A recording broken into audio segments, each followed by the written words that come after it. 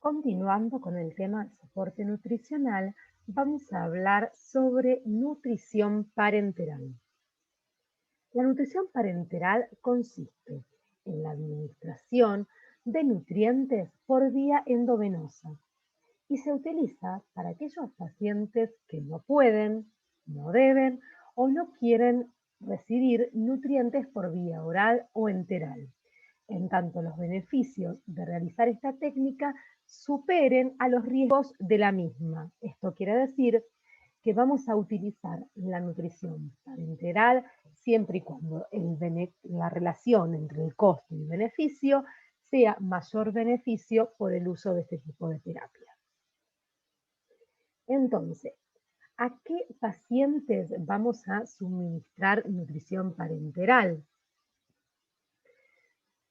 La utilización contraindicada de la vía digestiva es uno de esos motivos, es decir, cuando el paciente tenga obstrucción intestinal, ilion paralítico, peritonitis o hemorragia digestiva alta que impida la realización de una nutrición enteral, se va a recomendar nutrición parenteral.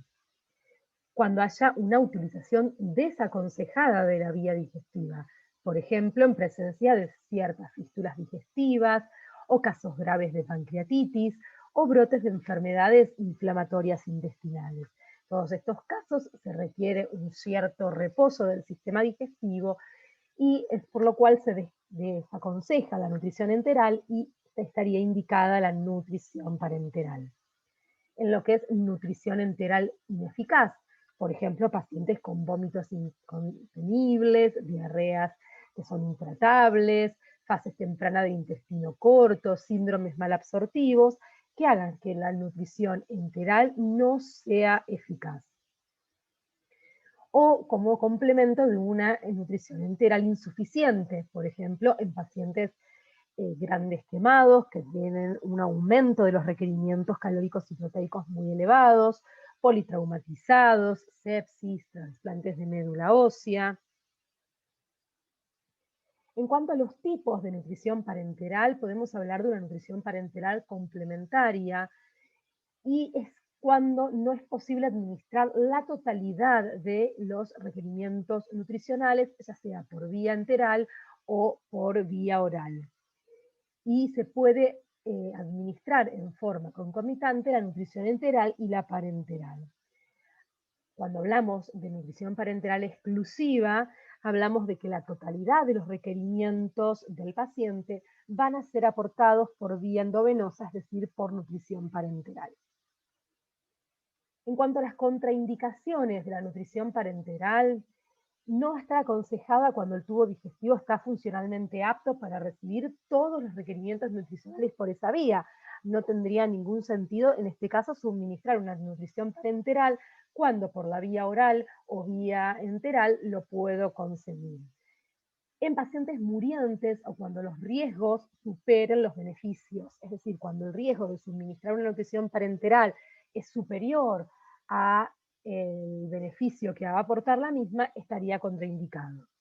En pacientes con inestabilidad hemodinámica, con insuficiencia de transporte y consumo de oxígeno, ¿sí? Este tipo de pacientes inestables hemodinámicamente, no van a poder ser nutridos ni por vía oral, ni por vía enteral, ni por vía parenteral.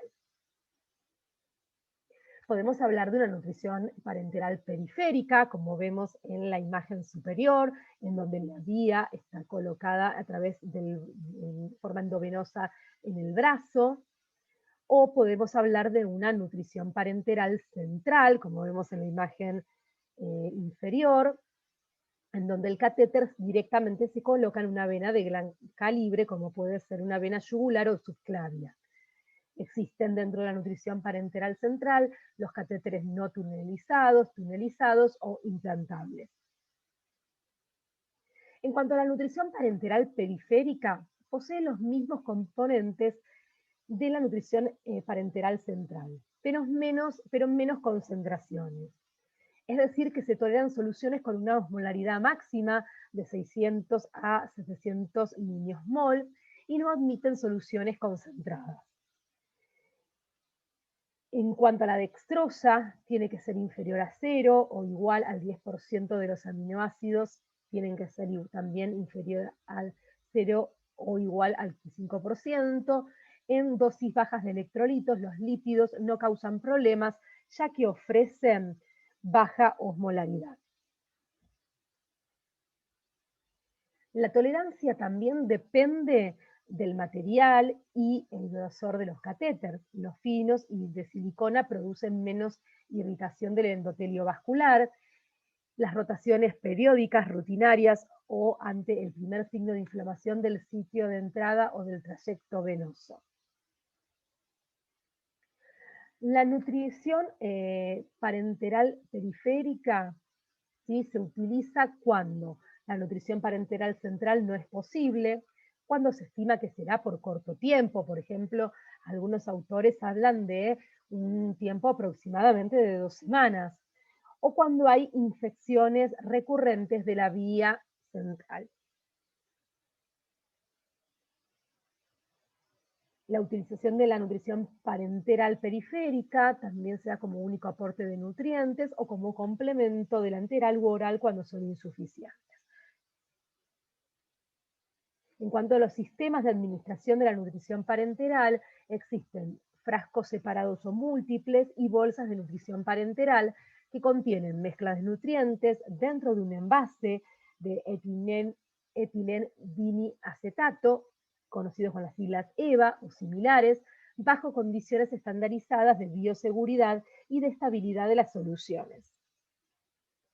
En cuanto a las ventajas de las bolsas de nutrición parenteral, requieren un menor tiempo de enfermería para su preparación, bajo riesgo de contaminación de las soluciones si se cumplen con las normas de bioseguridad, mejor eficacia metabólica al diluir en forma concomitante todos los nutrientes, ausencia de efectos adversos de lípidos al infundirlos en un tiempo prolongado y posibilidad de un adecuado control de la velocidad de infusión al utilizar una sola bomba.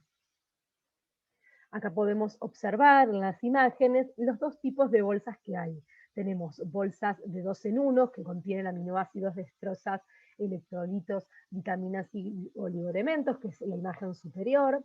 Tenemos bolsas de 3 en 1 donde la totalidad de los nutrientes, incluyendo los lípidos, ¿sí?, están divididos en 3 compartimentos y permiten una gran versatilidad para el aporte de nutrientes en cantidad y en concentración.